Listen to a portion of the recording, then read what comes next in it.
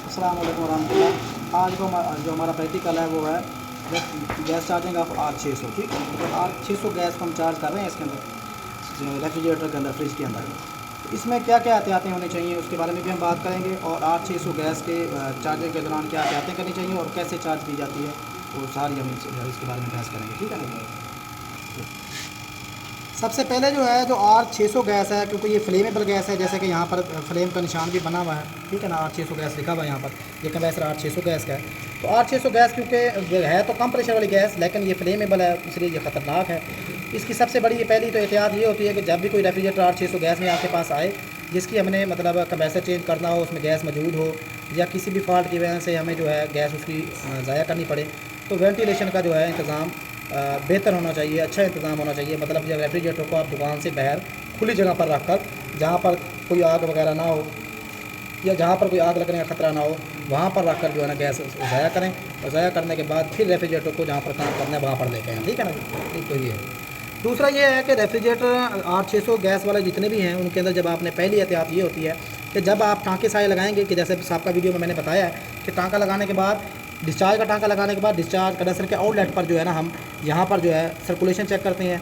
Filter लगाने के बाद फिर सेक्शन लाइन का हम यहाँ से चेक करते हैं। सेक्शन लाइन लगाने के बाद पूरी रेफ्रिजरेटर की सर्कुलेशन चेक करने हैं। ये बहुत ज़रूरी होती है, क्योंकि अगर हमारा डिस्चार्ज का टाँका बंद रह गया तो उससे जो है हमारा कंप्रेसर जो है ब्लास्ट हो सकता है। ठीक है ना, पहली बात।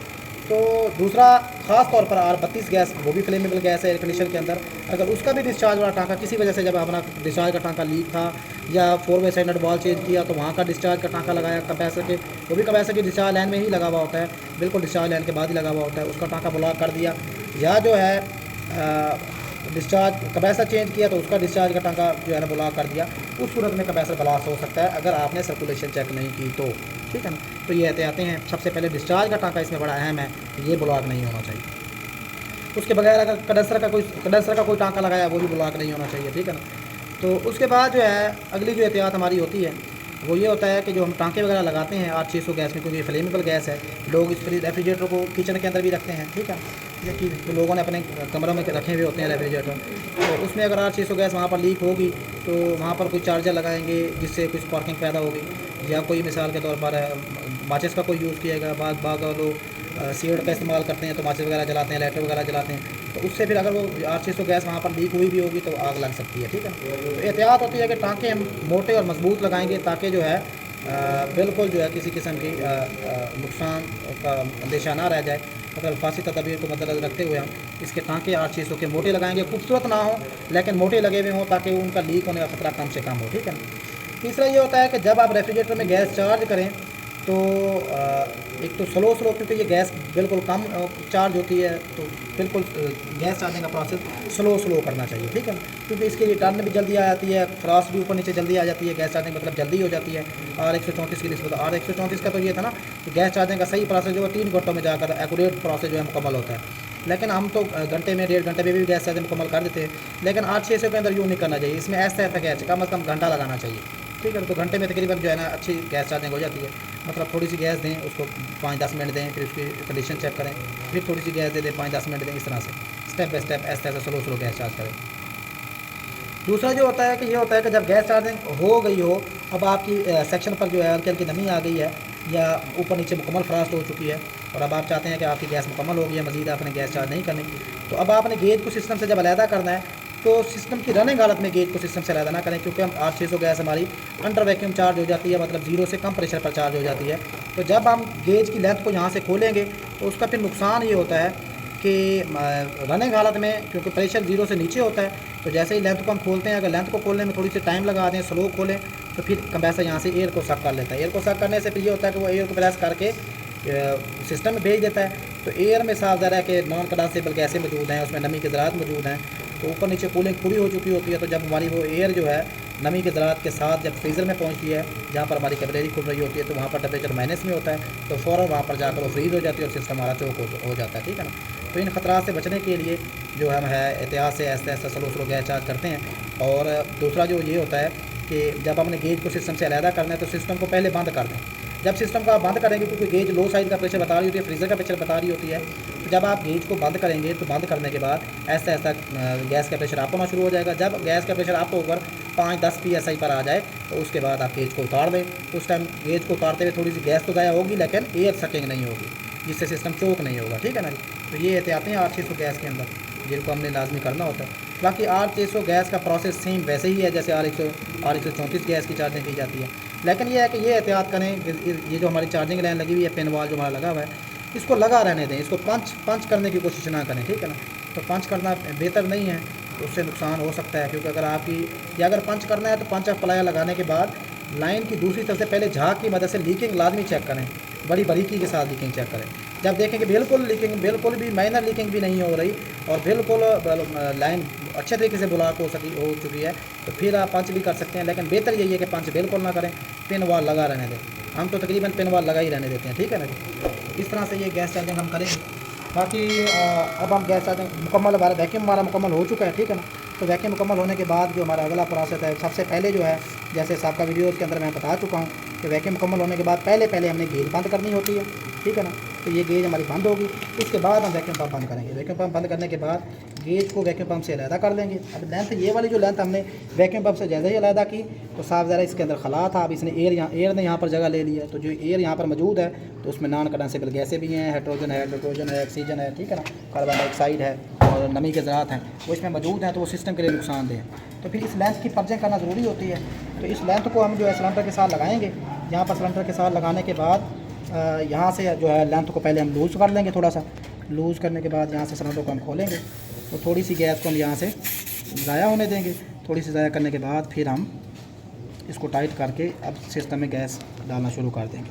तो ऑफ हालत में जो है जितनी मतलब तकरीबन जो है 10 से 20 प्रेशर जो है ऑफ हालत में इस काम कर देते हैं, ठीक है। 10 प्रेशर कर दें, 15 प्रेशर कर दें। वैसे भी R600 गैस का जो स्टोरेज प्रेशर है वैसे ही कम होता है, 25-30 ही होता है, ठीक है ना, 25-30 PSI। तो हम इसमें 15-20 प्रेशर 30 प्रेशर करके जो इसको चला देंगे ऑफ हालत में, और उसके बाद फिर ऐसा जो है ना, अब सिलेंडर में से हल्की हल्की आवाज़ आ रही है क्योंकि गैस इधर से उधर जा रही है। तो एक वक्त आएगा कि सिलेंडर का प्रेशर और सिस्टम का प्रेशर इक्वल हो जाएगा, तो उसके बाद मज़ीद गैस नहीं जाएगी सिस्टम के अंदर। अब आवाज़ आना बंद हो गई है और प्रेशर जो हमारा है वो तकरीबन 22-23 PSI पे पहुंच गया, ठीक है ना। इतना प्रेशर जाने के बाद जो है, जैसा कि मैंने गैस चार्जिंग के सबका वीडियोज़ के अंदर बताया था कि हमने सिस्टम की रनिंग हालत में एक तो प्रेशर गेज का देखना होता है, दूसरा हमने सिस्टम कंप्रेसर के एम्पेयर चेक करने होते हैं, और उसके बाद जो है कंडेंसर की गर्म होने की कंडीशन और फ्रीज़र के ठंडा होने की कंडीशन जो है, ये साथ साथ हम चेक करते रहते हैं। ये 4 चीज़ें चेक करना लाजमी होती हैं, ठीक है ना। उससे फिर जो है बाकी रेफ्रिजरेटर सिलेंडर तो हमारा ये R134 गैस वाला है, लेकिन इसमें हमने R600 गैस डाली हुई है। वैक्यूम करने के बाद इसमें R600 गैस डाली हुई है। लेकिन ये है कि आप ये ध्यान में रखें कि जिन सिलेंडरों का प्रेशर जो है, जिन गैसों का प्रेशर ज़्यादा होता है, जैसे R410 का प्रेशर जो है वो ज़्यादा है R32 की निस्बत, तो R410 वाले सिलेंडर के अंदर आप R32 गैस डलवा सकते हैं, उसका इतना इशू नहीं है। लेकिन R32 वाले सिलेंडर के अंदर या R22 वाले सिलेंडर के अंदर या 134 वाले सिलेंडर के अंदर अगर 410 गैस डलवाते हैं तो वो ख़तरनाक है, क्योंकि वो गैस जो है उसका स्टोरेज टेम्परेचर ज़्यादा है, लेकिन जो हमारी R134 या R22, ठीक है ना, इन गैसों का स्टोरेज टेम्परेचर जो है वो कम है। तो जिनका प्रेशर कम हो उनमें आप ज़्यादा प्रेशर की गैस चार्ज ना करवाएं, लेकिन जो ज़्यादा प्रेशर वाली गैसें हैं उन सिलेंडरों के अंदर आप कम प्रेशर की गैसें जो हैं वो चार्ज करवा सकते हैं, उसका ख़तरा नहीं होता, उसके ब्लास्ट होने का ख़तरा भी नहीं होता।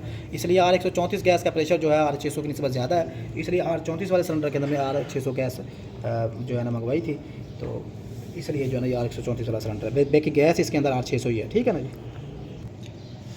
अब जो है हमारा अभी मैंने कंप्रेसर स्टार्ट नहीं किया, इस टाइम मीटर पर जो एम्पेयर हैं वो 00 हैं, और गैस का प्रेशर जो है इस टाइम तकरीबन 20 PSI है, ठीक है ना, क्योंकि हाई प्रेशर गेज के अंदर एक पॉइंट जो है वो 10 PSI का होता है। तो इस टाइम 20 PS प्रेशर है और एम्पेयर 0 है।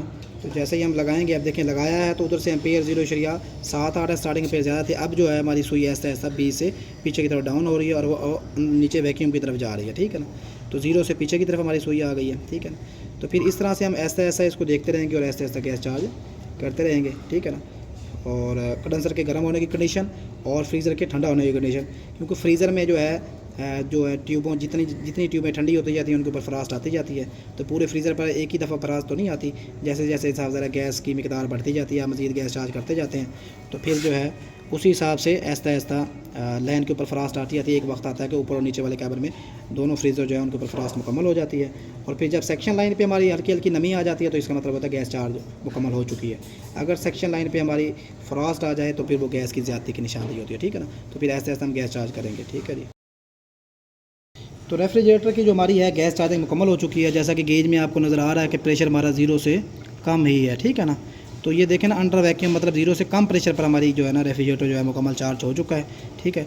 और एम्पेयर भी 0.607 ले रहा है, ठीक है। और इधर से हमारी ये सेक्शन लाइन इस टाइम ठंडी है, इस पर नमी आ चुकी है और फिल्टर हल्का हल्का गर्म है, ठीक है ना। तो बाकी ये कंडीशन हमने चेक करनी होती है। बाकी अंदर से हम फ्रीज़र को देखेंगे, लेकिन अब इसको जो है जब देखें ना, अब इसका प्रेशर 0 से कम है, गेज पर प्रेशर आपको नज़र आ रहा है। अब इसकी अगर हम यहाँ से लेंथ खोलते हैं तो खोलने के दरमियान अगर हम थोड़ी सी भी कोताही करेंगे तो यहाँ से एयर हमारा कंप्रेसर सक कर लेगा, जिससे हमारा रेफ्रिजरेटर चोक होने का खतरा है। उसके लिए सबसे पहले हम रेफ्रिजरेटर को बंद कर देंगे, ठीक है ना। बंद करके जब हमारा प्रेशर ऐसा ऐसा अप हो जाएगा तो अब हमने फ्रिज को ये बंद कर दिया, इसके एम्पेयर 0 हो गए हैं और प्रेशर देखें अब आपका 0 ही था, लेकिन ये ऐसा ऐसा अप होगा। 0 से जब अप होगा ऊपर की तरफ तो तकरीबन 5 या 10 PSI पर प्रेशर जाएगा, तो फिर हम आराम से गेज खोल लेंगे, ठीक है ना। तो फिर इतना मसला नहीं होता, लेकिन इसमें थोड़ा सा टाइम लगेगा प्रेशर के अप होने में। तो उतनी देर में ये देखें कि हमारी रेफ्रिजरेटर में मुकम्मल फ्रास्ट आ चुकी है, कूलिंग मुकम्मल हो चुकी है, ठीक है ना। और ये बुखारात भी निकलते हुए नज़र आ रहे होंगे यहाँ से। तो उसके अलावा नीचे वाले कैबिन में भी प्लेट पर मुकम्मल फ्रास्ट आ चुकी है, ठीक है, पर मुकम्मल फ्रास्ट आ चुकी है, ठीक है। और ये कूलिंग मुकम्मल हो चुकी है ऊपर नीचे कैबिन। अब देखें कि हमारा जो जैसे ही हमने रेफ्रिजरेटर को बंद किया है तो आहिस्ता आहिस्ता जो है सुई हमारी पहले 0 से नीचे थी, अब ये 0 से आपको ऊपर नज़र आ रही होगी, ठीक है ना। 0 से थोड़ा सा ऊपर है, तो वैसे तो ये तकरीबन 1 पॉइंट ऊपर है। तो 1 पॉइंट हाई प्रेशर गेज के अंदर 10 PSI का होता है, ठीक है ना। तो ये 10 PSI का 1 पॉइंट है, तो 10 PSI प्रेशर हो चुका है।